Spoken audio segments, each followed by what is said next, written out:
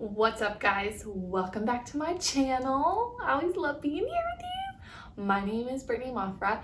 I'm here to talk about family, fitness, education, lifestyle, and overall wellness. Today is going to be a little heavier than my usual topics. Today, I think it's really important for everyone to know that we're not perfect. No one's perfect, and you shouldn't really try to live a perfect lifestyle. But you can have your perfect moments. So I think today is a good time for me to kind of bring in my hardships and where I've struggled in life. And the biggest thing that comes to mind that I've recently struggled with is just, my marriage in general, which is difficult for me to say and to talk about, and something I, cleared with Gabe that he's okay with me talking about this because now we're in such a good place. So let me start at the beginning. So Gabe and I met in college. We both have the same undergrad degree. When I got into PT school, he kind of decided that that wasn't what he wanted to do anymore. That wasn't his passion. That wasn't, where he felt like he belonged and where his life was taking him. So he was like, yeah, this just isn't for me. And so he started to go down his path of what he wanted to do in life and what was going to make him happy. And in my opinion, you can only be happy in your relationship and your marriage if you both are doing what you love to be doing. So I said, you need to go do what you gotta do, and I need to do what I gotta do. I'm going to school in New York. And so he actually followed me to New York to do my doctorate program. And that's when he got into the military, and so now we're here in Maryland with the military. That was the Cliff Notes version of it. I could always probably say that before having Rogan, like, mine and Gabe's relationship was picture perfect. Like, everything, like, from how we communicated, how we bonded, everything was just perfect. And after having Rogan, like, we had such a hard time. It's interesting that it still gets to me because we're in such a good place now because we've figured out strategies. Look at Rebby. We figured out strategies on how to be perfect again. So after having Rogan, I had a little bit of like postpartum anxiety in that I needed everything to be clean all the time. I was very particular about everything I needed. And that just led to so much fighting and so much animosity, and like, the bottles aren't clean. Why aren't the bottles clean? And I can't say it was, all on me. There were times where, like, I'd wake up in the middle of the night and I'd be walking Rogan to get him to stop crying, and I could literally look right there at Gabe just passed out, and I literally, with every waking bone in my body, wanted to chuck the remote at his face. But the good news is that happens to everybody, okay? I mean, most everybody. And so it was really helpful for me to hear from other moms and other wives that I wasn't the only one going through that. And so I think it's important for you guys to know that if you are going through this, you're not going through it alone.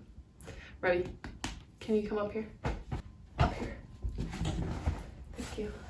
It had probably been, like, Rogan was probably 4 months when Gabe and I kind of checked back into us and realized that, like, we hadn't spent any time together. And there had come a point where I went downstairs, cooked myself breakfast, got Rogan's breakfast, and didn't cook Gabe breakfast, which is something that I've always done. Like, if I'm cooking breakfast, I'll cook you breakfast.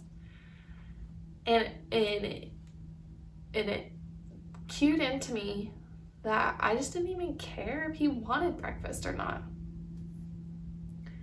And that's when it really hit me that like something was wrong and that we really needed to check into our relationship, because what was going on between us wasn't working. And so I looked into like podcasts, and even had like mentioned to him like maybe we should go to marriage counseling, you know, and he didn't disagree. But with some of the techniques that I learned through just podcasts and reading books, those have really helped. And now we're in such a good place. I can't say that enough. We did, you know, go through some hard times with Rogan. I think a lot of it too is just Rogan was not a good sleeper, and I can't say that he's still the best sleeper. And so neither of us were sleeping, but we were still working full time. We were expecting each other to be full-time parents, and we, you know, were being full-time parents. And what we realized is that we were killing it as parents, but we weren't killing it as husband and wife. We weren't spending enough time putting attention on our relationship, and that is where we had our downfall. We were just kind of going with the motions of like making sure we were being a good parent to Rogan, but we weren't investing time in each other. And so that just hit all and like accumulated over time.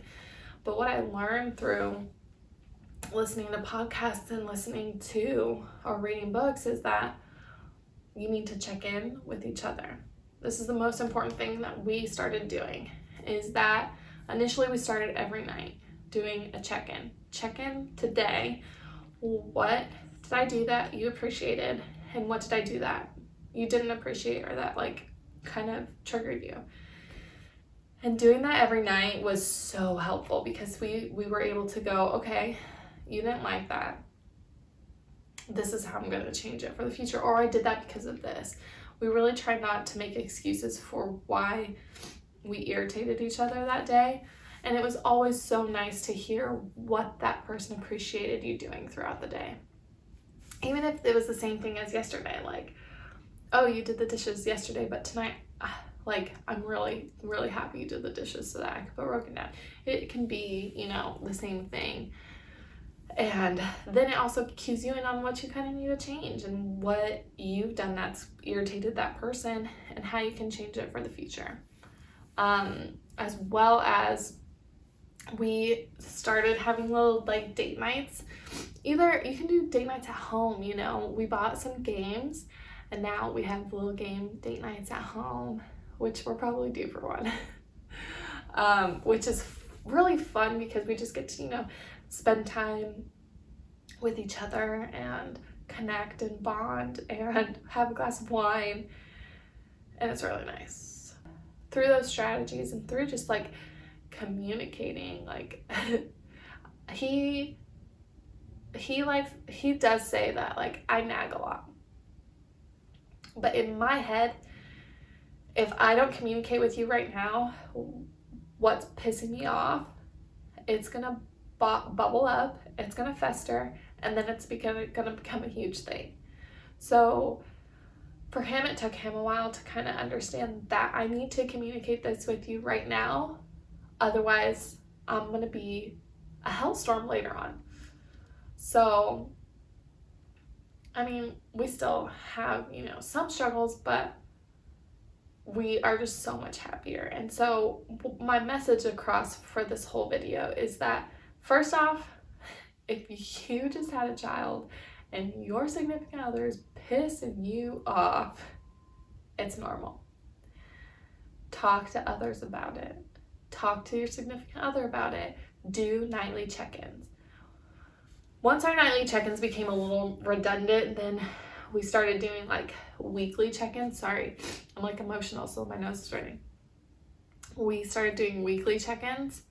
And so that's kind of where we keep it now, is like weekly check-ins. But we always try to be sure to be super open with communication, super open with what our needs are, and take it from there.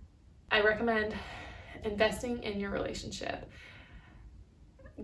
We thought we were so ready to have a kid, and there's obviously nothing that we would do to change having Rogan. Like, he's our pride and joy. But no one's ready. No relationship is ready. So invest in yourselves, invest in your relationship, and check in. That's the best thing you can do. I hope this video was helpful. I hope it wasn't too deep. But I think it's important for you guys to get a little bit of knowledge into my life and my relationship. All right, I'll see you guys next time. Bye, guys.